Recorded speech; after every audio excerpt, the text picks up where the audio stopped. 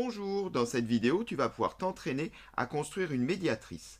Si jamais cet exercice te pose des difficultés, à tout moment tu pourras cliquer sur le lien ici à droite, tu tomberas sur une autre vidéo où te sera expliqué bien plus en détail tout le principe de la méthode. Ici, on va aller un peu plus vite dans la résolution.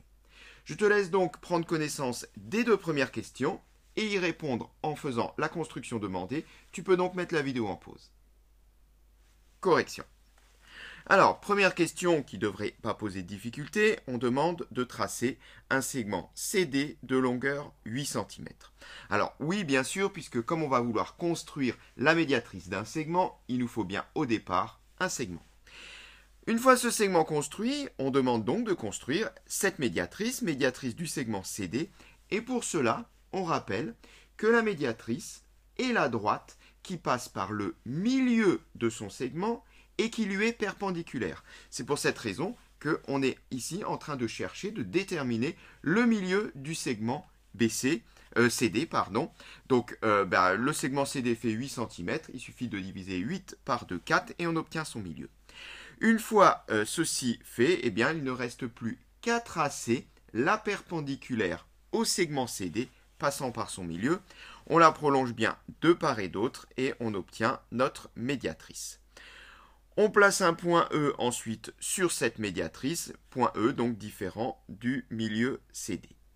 Voilà, je te laisse donc poursuivre la construction et mettre la vidéo en pause. Correction.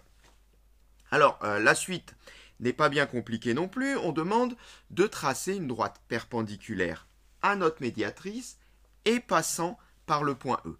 Je prends donc l'équerre que je pose contre ma médiatrice. Je fais glisser l'équerre jusqu'à ce que je touche le point E. Là, l'équerre est bien positionné. Il ne nous reste plus qu'à tracer cette perpendiculaire passant par E. On la prolonge de part et d'autre afin d'avoir une belle droite qui traverse la médiatrice. On n'oublie pas de coder tout ça. Voilà. Et donc là, on peut dire que notre construction est terminée. Reste une petite question. Que peut-on dire des droites D et CD ? Je te laisse y répondre et mettre la vidéo en pause. Correction. Alors, ce qu'on peut en dire, là, c'est pas bien difficile. On le voit bien, ces deux droites semblent parallèles. Maintenant, la question est pourquoi ? On nous demande de l'expliquer. Pour cela, il va falloir s'appuyer sur une propriété des droites parallèles qui dit quoi ? On peut la rappeler. Qui dit que si deux droites sont perpendiculaires à une même troisième, alors ces deux droites sont parallèles entre elles. Alors, grâce à cette propriété, on pourrait expliquer pourquoi nos deux droites sont parallèles. Mais pour cela, il faudrait pouvoir dire que nos deux droites sont perpendiculaires à une même droite. Est-ce que c'est vrai ça ? Oui, c'est vrai. Parce que si on regarde bien ce qu'on vient de faire juste avant, on vient de construire une droite D qui est perpendiculaire à la médiatrice. Et au départ, qu'est-ce qu'on a fait ? On a construit une médiatrice qui est perpendiculaire à CD. Dit dans l'autre sens, on a CD qui est perpendiculaire à la médiatrice. Autrement dit, j'ai quoi ? J'ai CD qui est perpendiculaire à la médiatrice et j'ai la droite D qui est perpendiculaire également à cette même médiatrice. On a là deux droites qui sont perpendiculaires à une même troisième.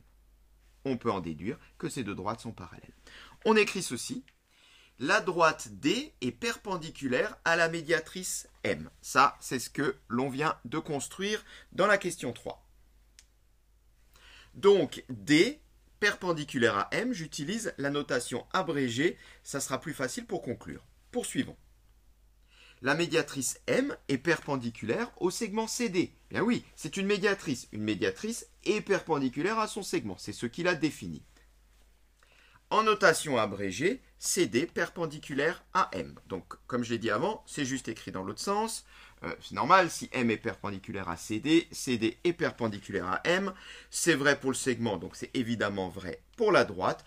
On peut conclure, j'ai une droite D qui est perpendiculaire à M. J'ai une droite CD qui est perpendiculaire à M aussi. J'ai donc deux droites qui sont perpendiculaires à une même troisième. Elles sont parallèles entre elles. On peut conclure que D est parallèle à CD. D parallèle à CD, toujours en notation abrégée. Voilà, cette séquence est terminée.